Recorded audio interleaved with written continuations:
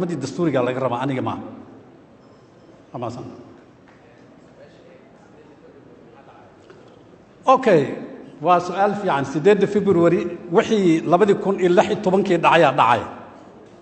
لبدي يكون اللحي طبنكي محا دعاية isla wixii 2016 dhacay waa la socoteen 2016 baarlamaanka federaalka wuxuu ku ekaa bishii 8aad waa laga gudbay bishii 9aad 10aad 11aad 12aad baarlamaanka 27 December ayaa la doortay aan ka bilowno marka laga bilaabo aan ka bilowno 8aad oo waqti uu ka dhamaan lahaa 9aad 10aad 11 12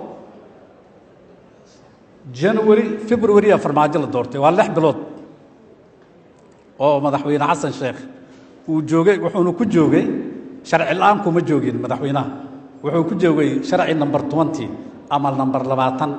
ayuu ku joogay oo asaga uu saxiixay isla sharcigii oo xilligaasi madaxweyne Xasan uu saxiixay ayaan annaga tixraacaynay iyo qodobkii 6aad oo la bedelay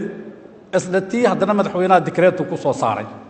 marka 2016 sidii Xasan sheekh uu ahaa hayra la saaxiibkii ayuu ahaanaya farmaajo 2021 ilaa madaxweyne uu ka yimaado uu joogay